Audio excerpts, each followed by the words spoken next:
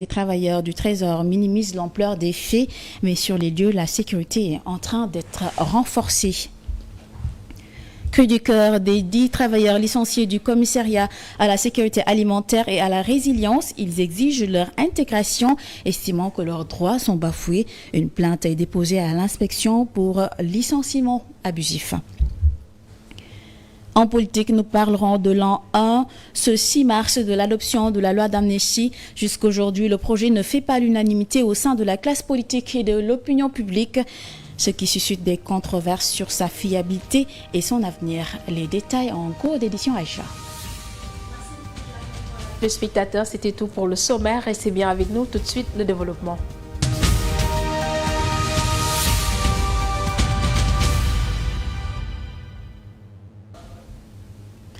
Mesdames et messieurs, bonsoir. Bienvenue dans ce 20h. La direction de l'informatique du Trésor public, victime d'un cambriolage. Les malfrats ont emporté des ordinateurs et une somme d'argent sur les lieux. L'accès est interdit aux journalistes et des travaux sont en train d'être effectués pour renforcer la sécurité. Et ce cas de vol surprend certains Sénégalais, nous dit Djambaye dans ce reportage. Regardez. Tout laisse penser qu'il s'agit d'un vol par escalade et que les cambrioleurs seraient passés par l'un des balcons de l'immeuble R+3 pour accéder à l'intérieur. Au premier étage, des ouvriers procèdent à des travaux, comme s'ils étaient en train de réparer des portes fracturées ou simplement de renforcer la sécurité des accès. Difficile d'en savoir plus, l'accès à la direction de l'informatique du Trésor public est interdit aux journalistes et les agents semblent tous exécuter un ordre, celui de ne fournir aucune information à la presse sur le cambriolage perpétré par des individus non encore identifiés dans la nuit du lundi 3 mars 2025. Ce forfait commis dans les locaux de la direction de l'informatique du Trésor public étonne beaucoup de Sénégalais, surtout ceux qui ont l'habitude d'emprunter cette rue du centre-ville de Dakar. Ça m'a choqué, comme tout le monde, parce qu'il faut sécuriser le pays, il faut tout sécuriser. Ça c'est grave. C'est ça, c'est les données de l'État. Il fallait sécuriser ça et bien encore renforcer la sécurité, c'est ça. D'aucuns s'interrogent même sur le véritable mobile du cambriolage. Pourquoi le choix de cette direction névralgique du Trésor public? Ce cambriolage dans la direction de l'informatique du Trésor public est tout simplement inadmissible. J'ai des suspicions par rapport au mobile du vol. La police a ouvert une enquête pour percer le mystère autour de cette affaire. D'après le journal L'Observateur paru ce jeudi, les cambrioleurs auraient emporté une somme de 200 000 francs CFA ainsi que 3 ordinateurs dont 2 portables, précisant que ces machines seraient directement connectées au serveur central de la direction. Djambaye, le syndicat unique des travailleurs du Trésor tient à préciser à l'endroit de l'opinion que les faits relatés ce matin à la une d'un quotidien de la place concernant la direction de l'information du Trésor se sont produits depuis le week-end dernier, dans la nuit du dimanche 2 mars 2025. Selon le communiqué, il s'agit d'un incident mineur ayant occasionné le vol de quelques matériels sans grande valeur. Une enquête a été ouverte par les autorités compétentes. Le Sud rassure les concitoyens sur la sécurité et la fiabilité du système informatique de gestion de la trésorerie qui n'a connu aucune perturbation. Le document précise que les données du Trésor sont stockées dans les serveurs ultra sécurisés dans un lieu quasiment inaccessible.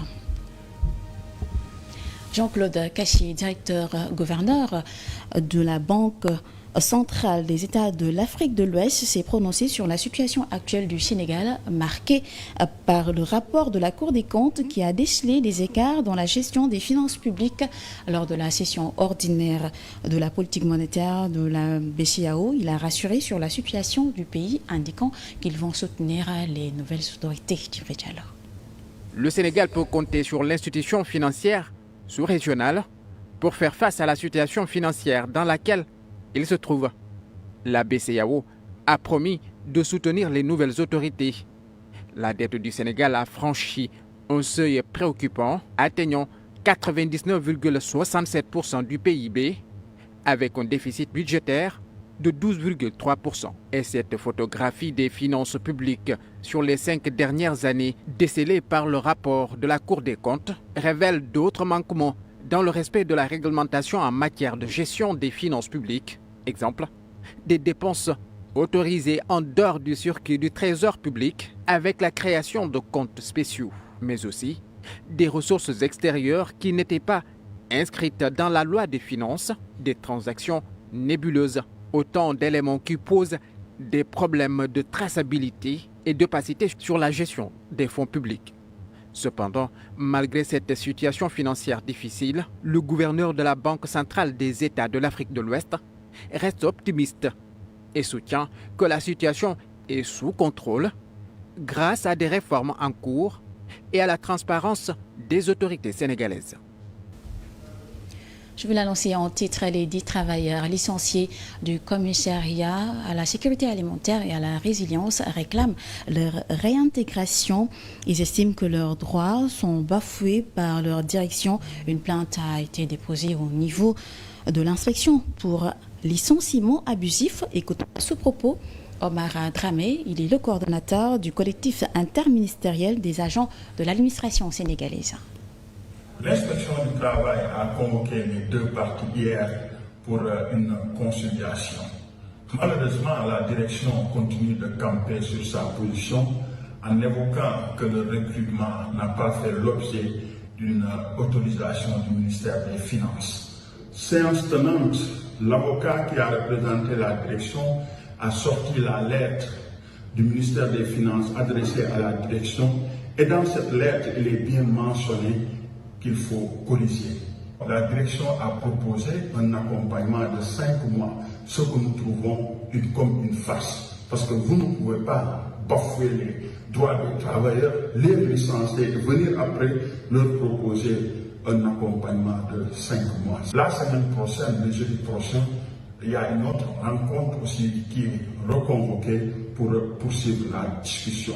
Nous allons donc participer à cette rencontre, mais en tout état de cause, si la direction n'apporte pas des solutions par rapport à ce licenciement, nous serons obligés de porter plainte auprès du tribunal du travail donc pour que l'affaire soit portée au référé. En prélude à la Journée internationale des droits des femmes, la Fondation InfoL a initié un panel pour sensibiliser sur les droits des femmes et sur les violences faites aux femmes dans les médias.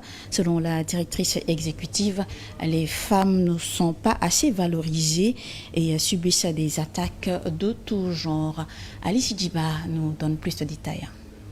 La femme journaliste, en tout cas qui est dans l'audiovisuel, elle est très souvent vue sous l'angle de ses attributs physiques.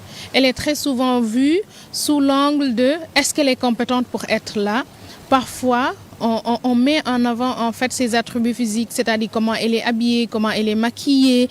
On met plus en avant ça et cela ne reflète pas en fait les compétences qu'elles ont pour occuper, en tout cas ces postes de responsabilité, on va dire. Les femmes journalistes subissent le plus souvent des attaques numérique, du cyberharcèlement, notamment celles qui occupent les réseaux. Ce n'est pas parce qu'on est femme journaliste qu'on ne doit pas occuper les réseaux, mais parfois, le peu de femmes qui occupent les réseaux, elles sont très souvent attaquées. Il est important de mettre l'accent sur la formation. Il faudrait former les femmes journalistes à être résilientes. Et il faudrait renforcer leurs capacités dans les domaines dans lesquels elles sont spécialisées, mais aussi de mettre l'accent sur la santé mentale. C'est important parce que quand même subir des attaques, subir des violences, cela affecte forcément notre santé mentale et cela impacte notre bien-être psychologique. Donc c'est important qu'on puisse mettre l'accent sur la sensibilisation, sur la formation, mais également sur la santé mentale des femmes journalistes. Cela fait 1 an, jour pour jour, que la loi d'amnistie générale est adoptée à l'Assemblée nationale. C'était le 6 mars 2024. Cette loi amnistie tous les faits politiques susceptibles de revêtir la qualification d'infraction criminelle ou correctionnelle entre le 1er février 2021 et le 25 février 2024. Aujourd'hui, elle reste très controversée et son abrogation fait polémique, n'est-ce pas, Maman de Kanté? Je saisirai l'Assemblée nationale dès ce mercredi en Conseil des ministres d'un projet de loi d'amnistie générale sur les faits se rapportant aux manifestations politiques survenues entre 2021 et 2024.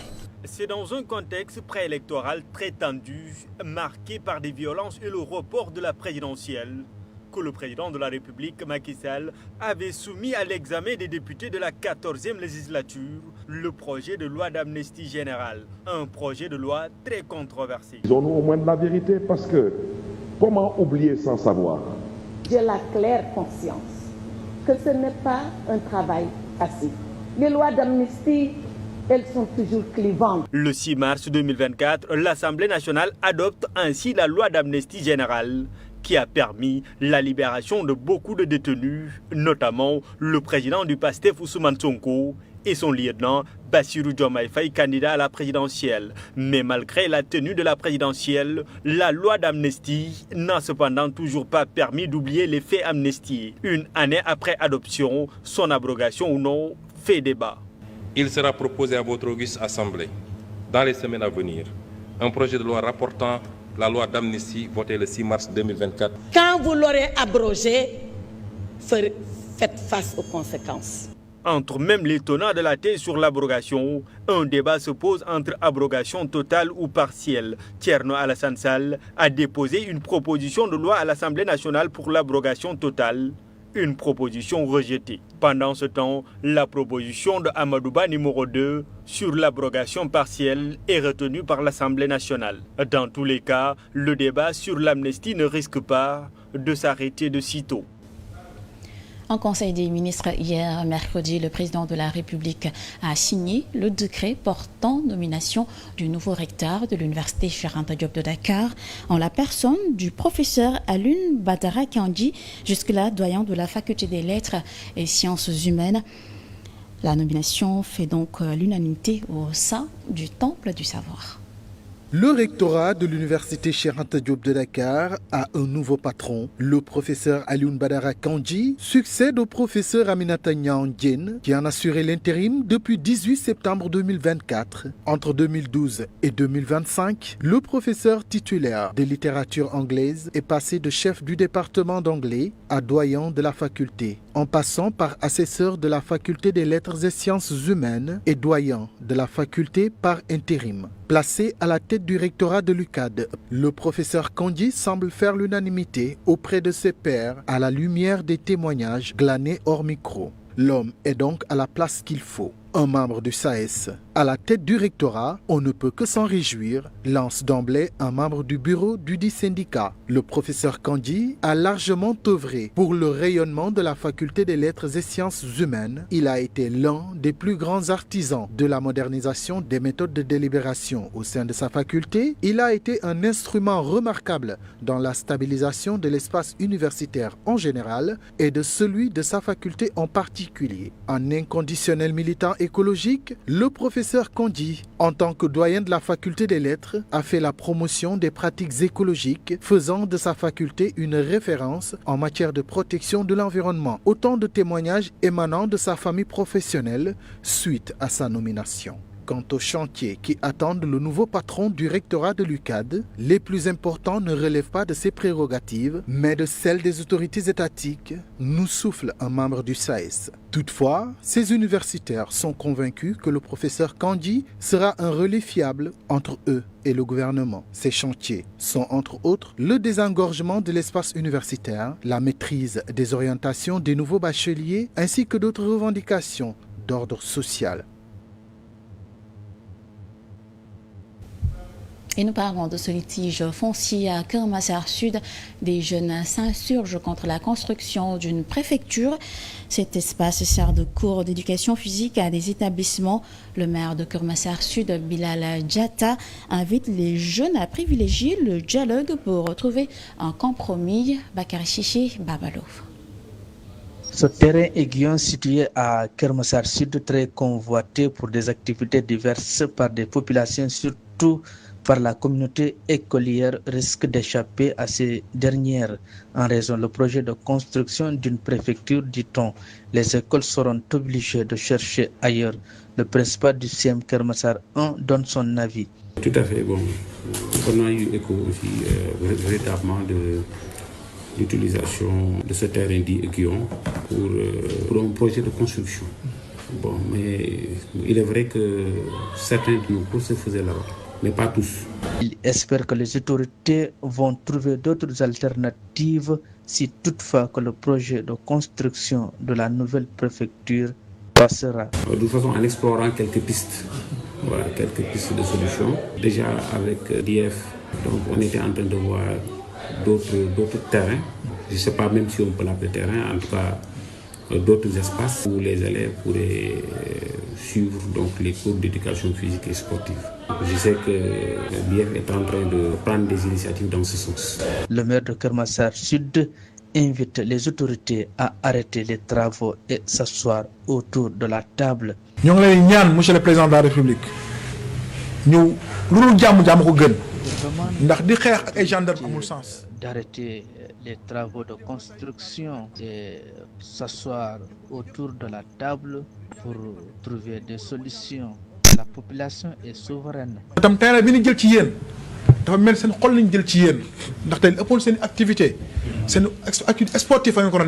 Donc auparavant, la gendarmerie avait cueilli des journalistes et confisqué leur matériel de travail. C'est après la conférence de presse du maire de Kermassar que ces derniers ont été libérés puis repris leur matériel. On acte à déplorer halte au gestistement sur des journalistes. Et puis à Bebus, le poste de santé et le poste de police seront bientôt au service de la population. Une réunion d'information sur la phase de la réalisation du Promoged s'est tenue ce matin en présence de différents acteurs. Écoutons le préfet de Kermassar, Babacar Ndiaye. Il s'agit d'un projet qui permettra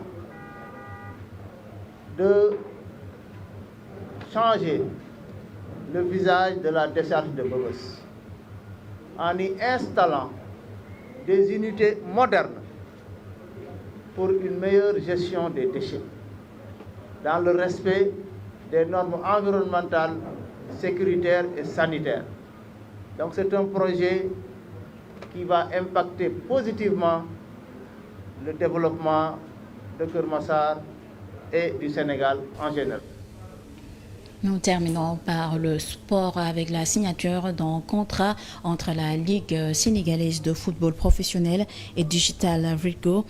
L'objectif est de monétiser le football local confronté à une crise économique. Les clubs vont bénéficier des retombées de ce projet, compte rendu Moussa Mané. Signature, contrat, licence et exploitation de droits.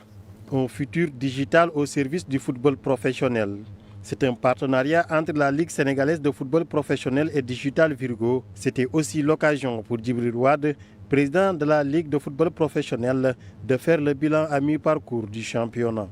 Il y a eu pour la Ligue 1, par exemple, du point de vue sportif, 207 buts qui ont été marqués, donc une moyenne de 1,7 buts donc par match. Et la meilleure attaque, c'est au niveau du Giraffe avec 20 buts. Au niveau de la Ligue 2, on a eu plus de buts. 223 buts marqués en Ligue 2, avec une moyenne de 1,18. Donc c'est SMI qui a la meilleure attaque avec 22 buts. Un projet de monétisation des matchs, une collaboration sur une explication dynamique, une avancée majeure. Le but est de valoriser les clubs, les permettre de bénéficier des retombées de ce projet, mise en avant des contenus locaux, rendre le championnat beaucoup plus accessible. Mais sur le nombre de spectateurs, l'année dernière nous avions annoncé ici pendant la phase aller, pratiquement 115 000 spectateurs. Cette année, on est à 105 360 spectateurs pendant la phase aller. 105 360 spectateurs. Mais on peut faire une comparaison pour dire qu'il y a eu moins que l'année dernière. Mais c'est vrai qu'il y a eu moins que l'année dernière, mais il faut remarquer que cette année, des matchs phares ont été joués à huis clos.